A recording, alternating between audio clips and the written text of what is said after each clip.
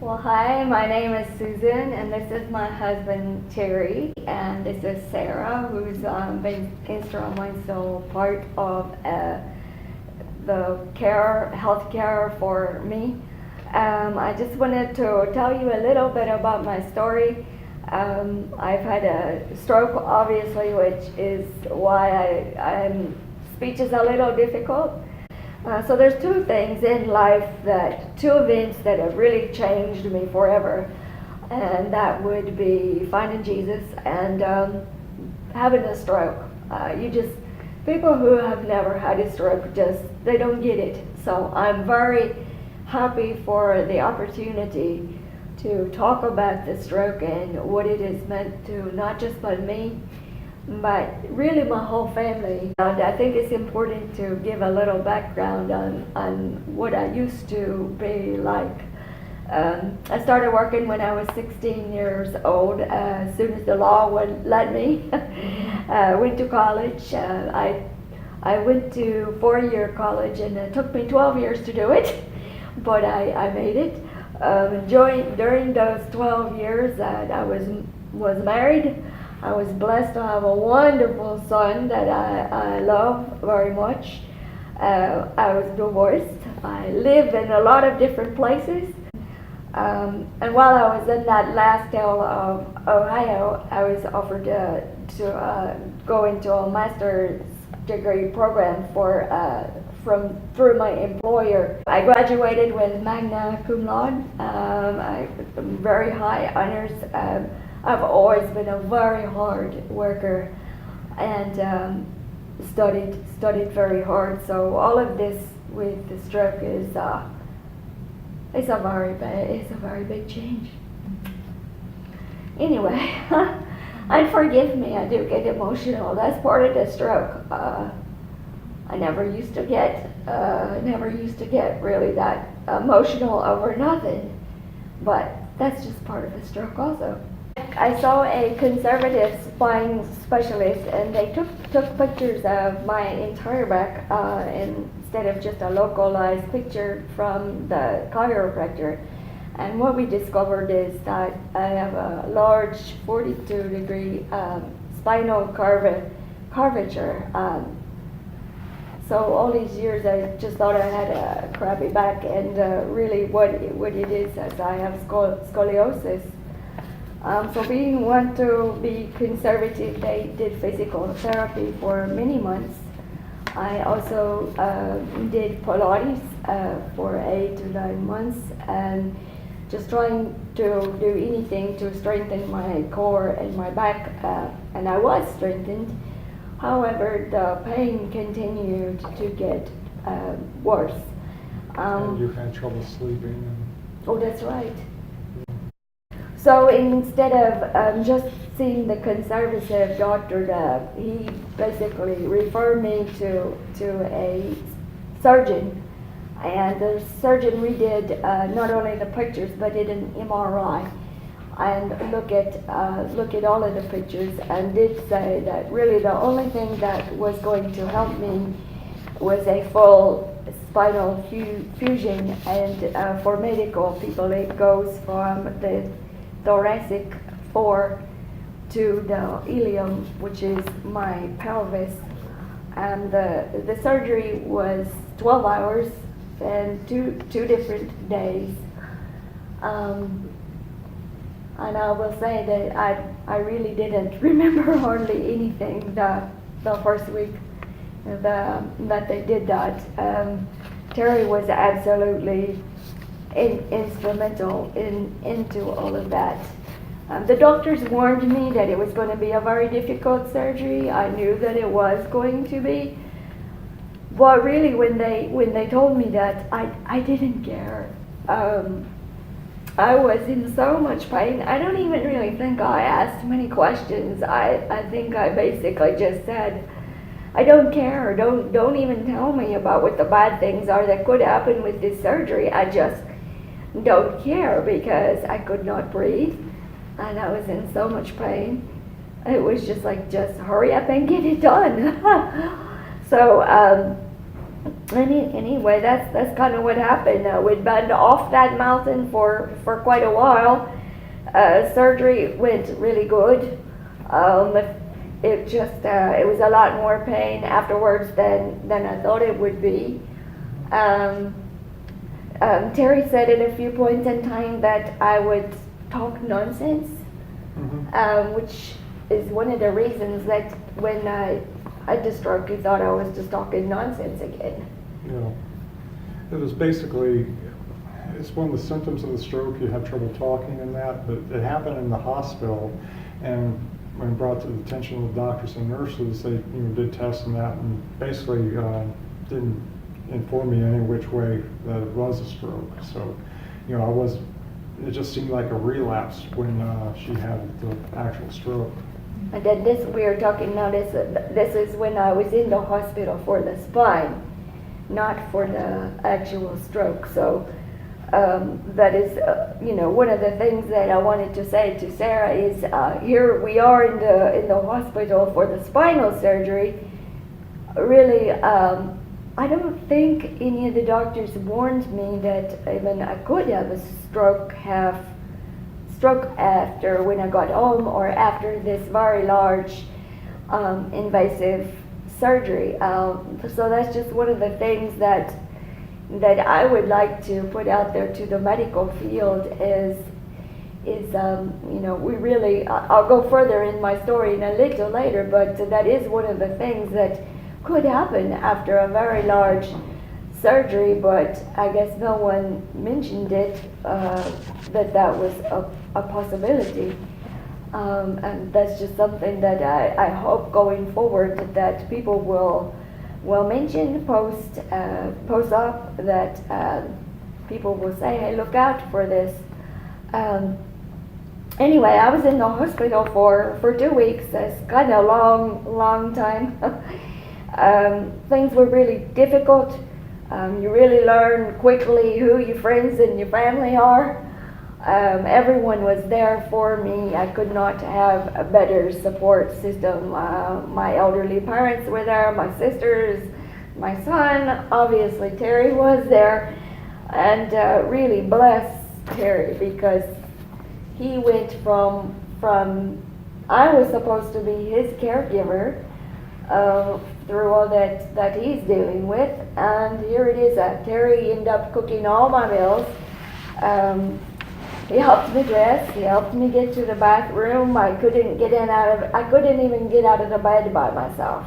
I couldn't tie my shoes. I couldn't put my clothes on. I had to learn to do everything again. You had to lower her bed. Oh, that's right. Right. When I was in the hospital still, he went home, which home is probably 100 miles away from where I had my surgery. He actually went home and took my the bed entirely apart and lowered it and handmade slats so I could actually get in the bed because I couldn't. The bed was tall and I could not hike myself up on the bed anymore. So that's what I would call love right there, to rebuild the bed so I could get in it. So anyway, it was about 3 months after the surgery. I had finally ventured out into the real world, wearing a big brace and everything. And we decided to go out with a couple of elderly ladies that we like. We wanted to go out to eat. I didn't feel very good that day. It's not uncommon for me not to feel good. I feel bad all the time, so who would know anything was wrong? We went to eat, and Terry drove us, and instead of staying to talk afterwards, I just didn't feel like talking or hanging out. I just didn't feel good. So Terry took me home, and I packed up my food. He took me home, and I said, I'm just going to go lay in my chair. I have a recliner that Terry got for me, and I got in the recliner, and that's the last thing I remember. I woke up the next morning, It was really late, I think. It was fairly late. My head was pounded, and I felt really groggy.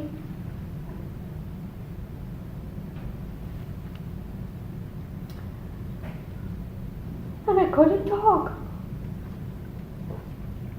I tried to talk, and Terry brings me breakfast every day, and he brought me my breakfast, and he said hello, and he was in a hurry to go out and do some things outside, so he kind of handed me the breakfast, and I couldn't really talk.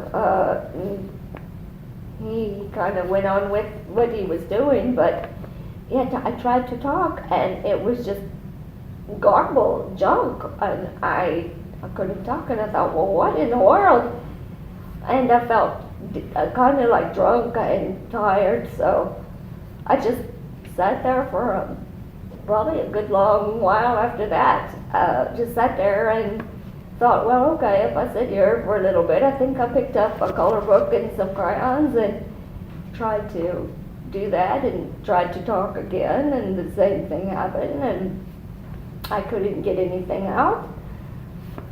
So finally I got my cell phone and I text my son, and I tried to text. I said, I cannot talk. And he texted me back. He said, Mom, what do you mean? I said, I text back. I said, I literally cannot talk. It's come out in garble. So he texted me back and he said, you need to go to the hospital right now. So I tried to text Terry. I don't think he was working hard outside. Actually, he was building flower beds for me, I think. But anyway, I had to get up, and I got up and went to the front porch, tried to get his attention.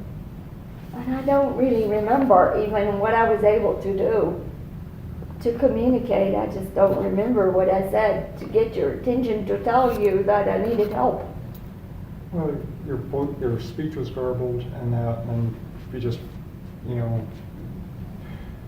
we just communicate the way we communicate, and it's just kind of odd. But anyway, we just, packed up and just went to the hospital. Yeah. Went to the emergency room. I don't remember if I showed him the phone or what. It's kind of a blur how all that went down. But anyway, we got to the hospital.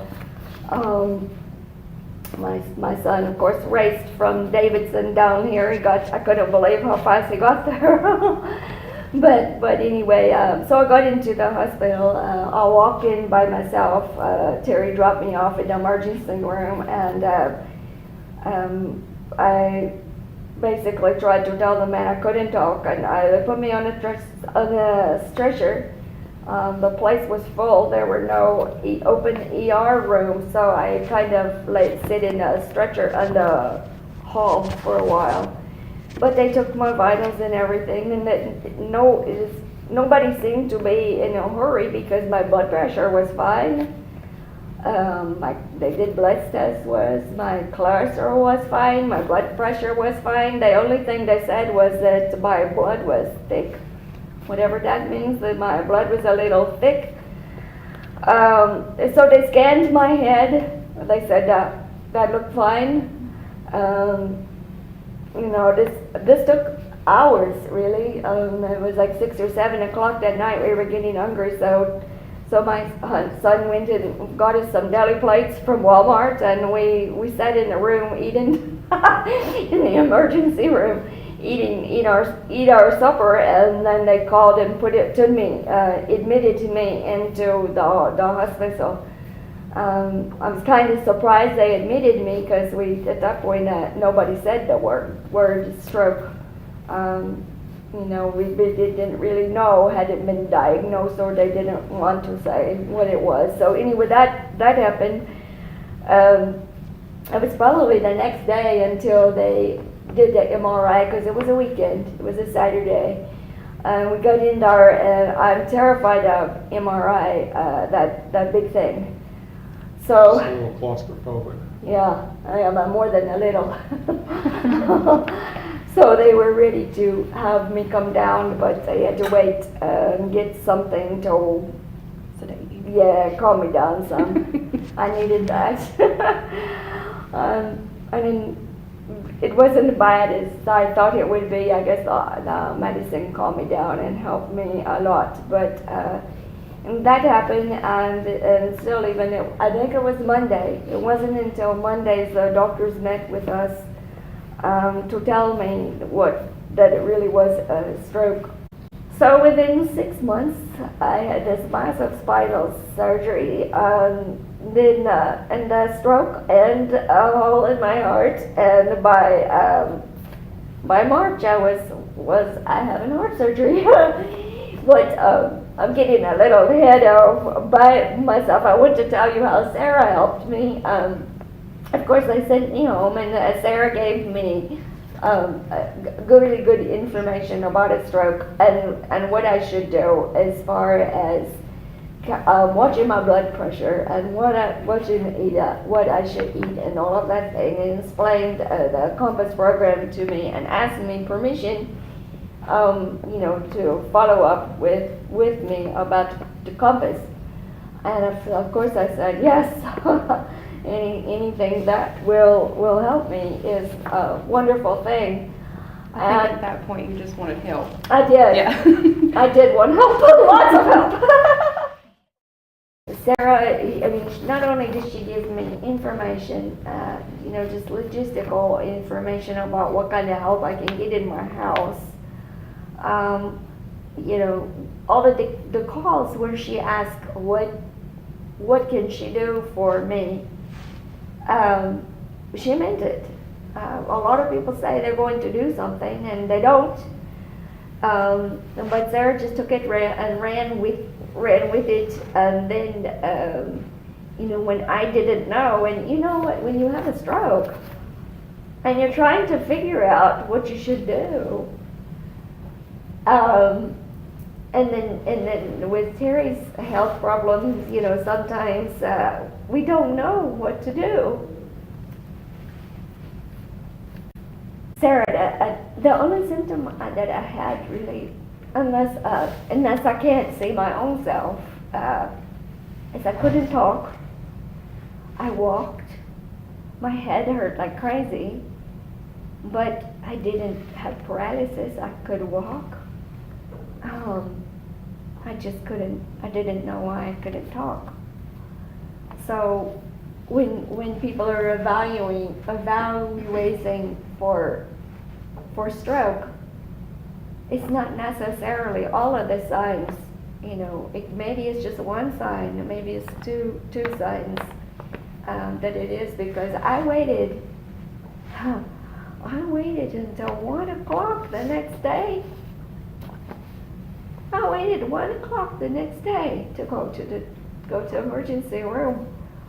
And looking back, that was really bad. That was very bad. So the main reason I'm sitting here today is this. Hopefully, this makes it real. Real not only to program managers, but also real to the doctors. Again, strokes don't just happen to old people. And they can happen for many reasons, but I hope that there's more awareness and that the symptoms could be just one thing. That it can happen to anyone. I'm just very thankful and grateful that I am still alive today and that I have opportunity to speak. Thank you. Hi, Sarah. I written this letter to you about the Compass program, and I just wanted to read this letter to you to share with everyone today. Okay. It says, "Hello, Sarah. I want to thank you for offering the Compass program to me. Yes, I found the program and your follow-ups extremely helpful. You seem to have a knack of knowing when I needed help, and that's so true. I appreciated the reminders to check my blood pressure every day and getting more accustomed to that habit. I appreciate your follow-ups concerning additional tests, specifically the throat test, so the doctor could see how big the hole in my heart is. Your involvement was critical in getting the test scheduled, as the doctor office said they had provided the information. However, the hospital had not yet contacted me a month later. You were able to resolve that missing information the hospital needed. I also appreciated our discussion after the last test results were available and possible resources that would facilitate a second opinion concerning the hole in my heart. I did receive a local second opinion. That doctor was in favor of having the hole plugged and arranged a March 8th consultation with a heart surgeon in Winston. After the second opinion, I'm hopeful that the hole can be patched without a chest incision, and after the patch, I will be able to safely discontinue Xarelto and begin daily baby aspirin instead. I look forward to the March 8th surgeon consultation and hope to resolve my health concern as quickly as possible by having the surgery to patch the hole. I also appreciate how you kept up with multiple positions while I was undergoing treatment and regularly follow up to assist me in journey of healing. I hope to go back to work very soon, pending a surgery for the heart patch surgery. Thank you for your genuine concern and assistance with issues mentioned above, and any issues that I may have forgotten to mention, because I forgot a lot. Both you and the Compass program have been instrumental in my healing process. And for all those who are watching, I just had my 6-month appointment post-surgical this past week, and I am no longer on Plavix. I am only on this baby aspirin now, so thanks to Sarah. I finished successfully 6 months, and I repeated the bubble test last week. Everything looks great. I could not be more happy. Thank you. Awesome. Thank you. Group hug. Thank you for saying those kind things. That's true.